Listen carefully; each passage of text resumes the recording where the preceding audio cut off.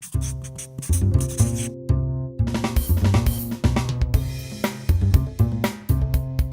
afternoon, BryanPearce. I'm a partner at Ernst & Young based in Boston, and I run the Entrepreneur of the Year program and other entrepreneurship initiatives that we do throughout the Americas.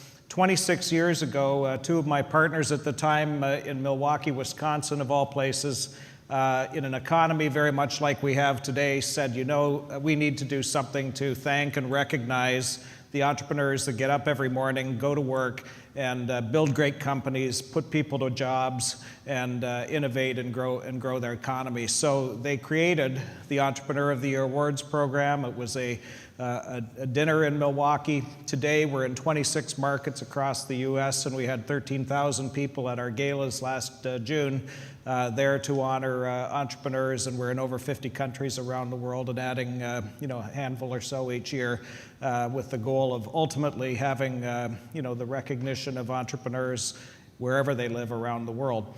I think what's in it for the entrepreneurs, small business, high growth, innovative companies, are a few things really. One of all is recognition, and as I mentioned to some folks yesterday, being an entrepreneur, and I'm not telling most of you in this room anything new, can be a lonely job.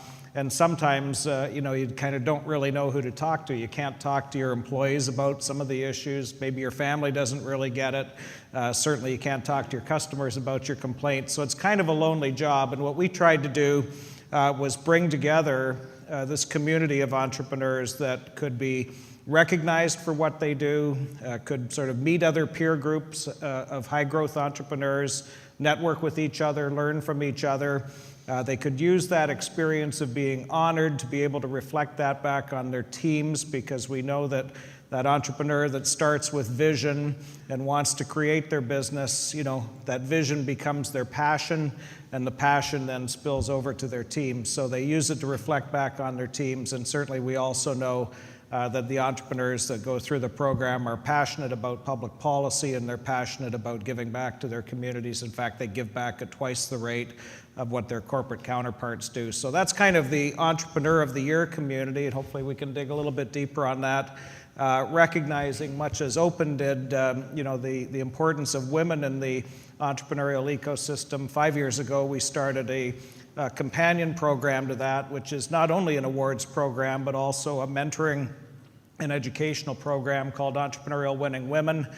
We've had some absolutely outstanding female entrepreneurs go through that program, and they continue to get together each year at places like Babson for additional training, and certainly the networking opportunities that come along with that. And then each year in November, we have a major conference for CEOs and entrepreneurs called the Strategic Growth Forum, which culminates with the celebration of the National Entrepreneur of the Year winners for the U.S., and that's coming up in about 45 days. So that's kind of our role relative to entrepreneurship, and we partner with a lot of great organizations that are building sort of emerging entrepreneurial families, Nifty being one of them, and Steve and others are here. You heard from Rodney this morning, who's one of their great success stories within Nifty.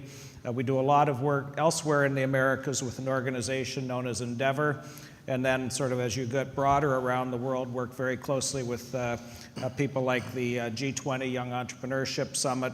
And most recently, we've been named the knowledge provider on entrepreneurship to the World Economic Forum. So working with these Entrepreneur of the Year companies really helps us to understand the ecosystem well, and then make sure that that's getting rolled out in a helpful way to other communities.